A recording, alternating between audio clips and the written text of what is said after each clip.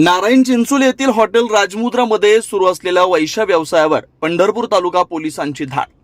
पंढरपूर तालुका police Thane हद्दीतील नारायण चिंचोली या ठिकाणी हॉटेल राजमुद्रा इथं वैश्य व्यवसाय करणाऱ्या आरोपीबाबत खात्रीशीर बातमी पंढरपूर विभागाचे उपविभागीय पोलीस अधिकारी श्री प्रशांत डगळे यांना मिळालेली होती।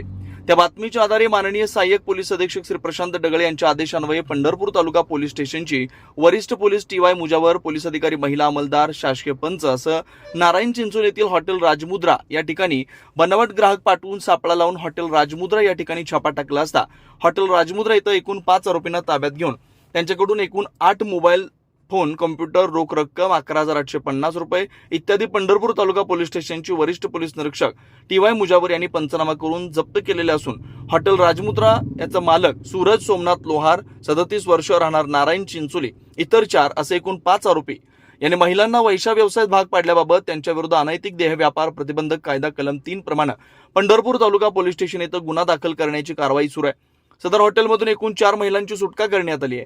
सदरची कारवाई पोलीस अधीक्षक श्री अतुल कुलकर्णी, अप्पर पोलीस अधीक्षक श्री प्रीतम यावलकर, सहाय्यक पोलीस अधीक्षक श्री प्रशांत डगळे यांच्या मार्गदर्शनाखाली पंढरपूर तालुका पोलीस स्टेशनचे वरिष्ठ पोलीस निरीक्षक TY मुजावर, पोलीस उपनिरीक्षक विक्रम वडणे, हमीद शेख, पोलीस अंमलदार लोंढे शिंदे, सागर गवळी, साजन भोसले, गोंगाने, महिला पोलीस अंमलदार वाघमारे, मॅडम चोपडे, मॅडम राऊत, चालक पोलीस अंमलदार विलास घाडगे, चालक पोलीस अंमलदार मुजावर, चालक पोलीस अंमलदार पवार यांच्या पथकानं सदरची कारवाई केली आहे। आज दिनांक 7 डिसेंबर 2025 रोजी नारायण चिंचोली पंढरपूर तालुक्यामध्ये राजमुद्रा रिसॉर्ट या ठिकाणी इल्लीगल मॉरल ट्रॅफिकिंग आणि देह व्यापार अवैधरित्या चालू आहे याची आम्हाला माहिती मिळाली। या माहितीच्या आधारावरती आम्ही ट्रॅप लावला आणि आज जवळजवळ 8 ते 9 त्या दरम्यान आम्ही ह्या ट्रॅप लावून तेथे ह्या रिसॉर्टच्या ठिकाणी कारवाई केली। ह्या कारवाईमध्ये आम्ही 4 महिलांना रेस्क्यू करण्यात यशस्वी झालो आहोत व त्याचबरोबर 4 अक्यूज्डला आम्ही नॅप केलं आहे व त्याचबरोबर इतर अजून कोणी याच्यात सामील आहे का याची चौकशी करून त्यांना हे आरोपी म्हणून निष्पन्न करून आमची ही काही जी कारवाई आहे ती चालू आहे।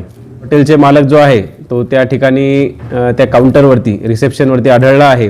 त्याचबरोबर त्या ठिकाणाहून त्या रिसेप्शनमधून रजिस्टर्स ज्यामध्ये वेगवेगळ्या लोकांची नावं व महिलांची नावे आहेत व त्याचबरोबर त्यांचा मोबाईल ज्यामध्ये वेगवेगळे फोटोज व UPI ट्रान्झॅक्शन्स जे झाले आहे त्याची माहिती आहे। ते आम्ही जे काही इतर सामग्री आहे त्याचबरोबर ते काही कॉन्ट्राबँडचे पॅकेट्स आहेत व त्याचबरोबर इतर कॅश आहे ही आम्ही जप्त केलेली आहे। आता कारवाई चालू आहे।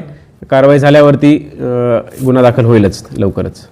आता ह्या ज्या महिला आहेत त्यांना आम्ही शेल्टर होममध्ये ट्रान्सफर करणार आहोत व त्याचबरोबर जे आरोपी आहे त्यांना उद्या माननीय कोर्टामध्ये हजर करून त्यांच्यावरती कायदेशीर कारवाई जी पुढे आहे ती चालू आहे आणि ती चालू राहील।